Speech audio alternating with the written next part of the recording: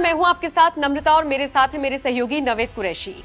दिल्ली सरकार यानी अरविंद केजरीवाल की सरकार के लिए खुशखबरी है। सुप्रीम कोर्ट से सुप्रीम फैसला आया है और यह फैसला गया है केजरीवाल के पक्ष में। अगर आप ट्विटर ऑपरेट करते हैं तो जाकर देखिए, ट्रेंड कर रहे हैं केजरीवाल, आम आदमी पार्टी, सुप्रीम कोर्ट, सब कुछ ट्रेंड कर रहा है। मामला क्या है आप जानते ही हैं कि अरविंद केजरीवाल बार बार ये आरोप लगाते हैं कि हम इसलिए काम नहीं कर पाते क्योंकि उपराज्यपाल हमें काम करने नहीं देते। ये बात सिर्फ मौजूदा उपराज्यपाल तक सीमित नहीं है, बल्कि उपराज्यपाल के पोस्ट पर जो भी रहे हैं सबसे केजरीवाल को आपत्ति रही है। ये ऐसी पोस्ट है जिस पर हमेशा केजरीवाल सवाल उठाते हैं और कहते हैं केंद्र सरकार के अंडर में है, हम कोई भी फाइल लेकर जाते हैं तो ना तो साइन करते हैं, फाइल को अटका कर रखते हैं और इसीलिए हम जनता के हित में काम नहीं कर पाते। तो ऐसे में अरविंद केजरीवाल की पार्टी ने एक मांग उठाई थी और मांग ये थी कि हमें वो अधिकार मिलने चाहिए जिसमें हम अधिकारियों की पोस्टिंग कर सकें, उनके ट्रांसफर कर सकें। दिल्ली सरकार ने जैसे ही ये मांग उठाई और इस मांग को लेकर वो कोर्ट में पहुंची तो आज इस पूरे मामले पर सुनवाई हुई। अब देखिए, ये इसी तरीके से हो गया कि दिल्ली सरकार बनाम उपराज्यपाल।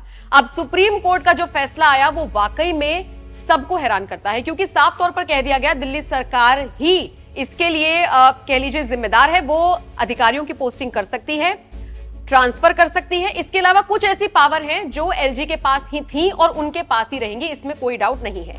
अब सोशल मीडिया पर फिर से नई बहस छिड़ गई है और इसे इस तरीके से भी देखा जा रहा है कि केंद्र को झटका लगा है, एलजी को झटका लगा है, लेकिन केजरीवाल की जीत है। ट्विटर पर अरविंद केजरीवाल के नेताओं ने ट्वीट करने शुरू कर दिए हैं, जश्न मनाया जा रहा है। पूरा मामला क्या था नवेद सर?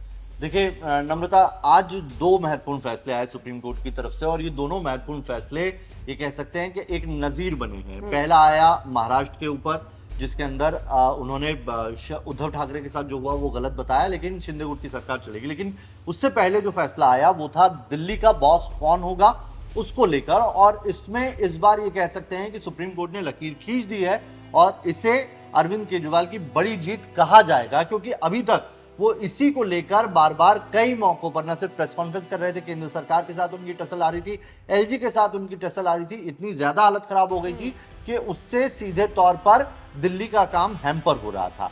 कई योजनाएं थी जो अटकी पड़ी थी और उनकी दलील ये दे दी जाती थी कि ये हमें करने नहीं दे रहे। तो कुल मिला के एक्सक्यूज अब खत्म हो चुका है।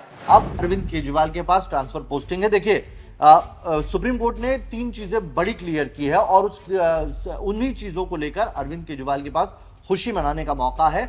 उन्होंने न सिर्फ एलजी की शक्तियों का निर्धारण किया, उन्होंने ये भी बताया कि दिल्ली की चुनी हुई सरकार के पास क्या ताकत होगी और साथ ही बता दिया कि केंद्र सरकार के पास क्या ताकत होगी। कोर्ट ने साफ कहा है कि दिल्ली विधानसभा के सदस्य दूसरी विधानसभाओं की तरह नहीं होते हैं, इसलिए उनके पास ज्यादा पावर होना चाहिए।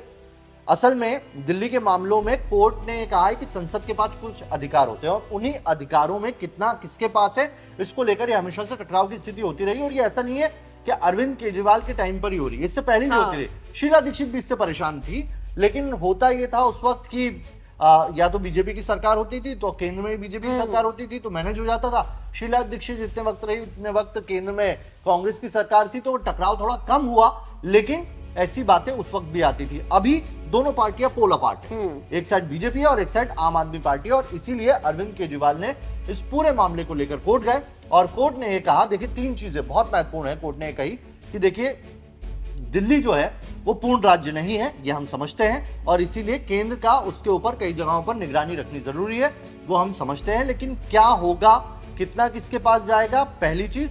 दूसरी चीज जो कोर्ट ने कही कि दिल्ली दूसरे जो केंद्र शासित प्रदेश है उनकी तरह नहीं है, इसके विधायकों की संख्या ज्यादा, और अगर आप कुछ भी पावर उन्हें नहीं देंगे तो जो चुनाव है, जो सरकार चुनी हुई है, उसके साथ आप इनजस्टिस करेंगे, यानी कि उनको भी पावर देना जरूरी है। और तीसरी चीज, उपराज्यपाल क्या कर सकते हैं, क्या नहीं कर सकते हैं। जो काम विधानसभा में पास नहीं किए जा सकते हैं वो उपराज्यपाल कर सकते हैं, उपराज्यपाल को भी उनकी काम की परिभाषा दे दी गई। तीन चीजें बहुत ज्यादा क्लियर की गई है और वो तीन चीजें मैं आपको एकदम से बता देता हूं। तीन चीजें ये हैं कि अब दिल्ली में सवाल ये था कि दिल्ली में अधिकारियों की नियुक्ति और ट्रांसफर किसके अधीन है। सरकार ने जो कोर्ट है, कोर्ट ने साफ कह दिया कि दिल्ली सरकार के पास वो पावर होगा, लेकिन उस पावर में तीन कैटेगरी में बांट दिया गया है। कोर्ट ने साफ कहा कि लेवल 1, लेवल 2, लेवल 3, तीनों को उन्होंने बताया। संयुक्त सचिव से ऊपर के जितने भी अधिकारी हैं वो केंद्र सरकार अपॉइंट करेगी, उससे नीचे के जितने भी अधिकारी उन्हें दिल्ली सरकार अपॉइंट कर सकती है। कोर्ट ने यह भी कहा कि अगर जो चुनी हुई सरकार है वो अपने अधिकारी नियुक्त नहीं कर पाएगी, तो उसका काम कैसे होगा? जो अधिकारी आएंगे वो सुनेंगे नहीं, और ये हो रहा था। कई हमने सेक्रेटरीज ऐसे देखे जो फाइलों को वापस भेज देते थे, एलजी के पास जाके पड़ी रहती थी। तो अब दिल्ली सरकार के पास वो पावर यहां पर बढ़ गया है। पुलिस, यानी कि पुलिस अभी भी केजरीवाल के पास नहीं है, वो केंद्र सरकार के पास रहेगी। कानून व्यवस्था केंद्र सरकार के पास रहेगी, और जमीन वो भी केंद्र सरकार के पास रहेगी। उसके बाद की जितने भी काम है, एडमिनिस्ट्रेटिव बॉडी, अधिकारी, प्रशासनिक अधिकारी, उन्हें दिल्ली सरकार अपॉइंट कर सकती है। यह बड़ा फैसला है। उपराज्यपाल दिल्ली सरकार की सलाह और सहायता से काम करेंगे, यानी कि दिल्ली का बॉस अरविंद केजरीवाल यहां सीधे सीधे सुप्रीम कोर्ट ने बना दिया है। जो काम विधानसभा के पास नहीं है, जो पावर विधानसभा के पास नहीं है, वो काम दिल्ली के उपराज्यपाल कर सकते हैं। यानी कि अब सीधे सीधे चुनी हुई सरकार को पावर दे दिए, पावर दे दी गई है। और साथ ही साथ ये भी बोला गया है कि मिलकर ही आपको काम करना पड़ेगा। केजरीवाल का जो मंत्रिमंडल है वो जो भी फैसला लेगा उसमें एलजी को सहयोग करना पड़ेगा, ये भी टिप्पणी की गई है। अब देखिए यहाँ पर एक बहुत गौर फरमाने वाली बात है, जीत तो केजरीवाल मना रहे हैं, लेकिन जीत के साथ आती है जिम्मेदारी। अब तक तो अगर आप किसी काम में फेल साबित हो रही हैं, आपका फेलियर है, तो आप सीधा सीधा ठीकरा फोड़ दिया करते थे केंद्र सरकार पर। लेकिन अब तो आपके हाथ में पावर भी है, अगर अब भी ठीकरा फूटेगा तो उसके बाद सवाल तो उठेंगे ही, और सवाल अभी से उठाने शुरू कर दिए बीजेपी नेताओं ने। कपिल मिश्रा ने ट्वीट करते हुए बता दिया कि सुप्रीम कोर्ट का जो फैसला था वो हम उसका स्वागत करते हैं, लेकिन अब उम्मीद है कि कामकाज होगा। अभी तक यही हो रहा था, मैंने कहा ना, देखिए ब्लेम गेम खेला जा रहा था, और ये था कि बहुत सारे काम ऐसे थे वो नहीं हो पा रहे थे, तो उसके लिए कह दिया जाता था कि जैसे अभी रिसेंटली बिजली वाली जो योजना थी उसके अंदर बोल दिया कि हमारा फंड क्लियर नहीं किया जा रहा है, उपराज्यपाल साइन नहीं कर रहे हैं। ट्रांसफर पोस्टिंग को लेकर हम ये अधिकारी लेके आते हैं, योजना इन्हें ठंडे बस्ते में डाल दी जाती है। जो लोकल जिम बनाए गए थे, मोहल्ला क्लिनिक बनाए थे, हर काम जो थे उसको लेकर केंद्र सरकार पर ब्लेम डाला जा रहा था। अब वो ब्लेम डालने का जो एक, ये कह सकते हैं कि पावर था केजरीवाल के पास, वो खत्म हो गया, वो चला। तो इसे इस तरीके से भी आम आदमी पार्टी को देखना होगा कि जीत के साथ जिम्मेदारी भी आई है।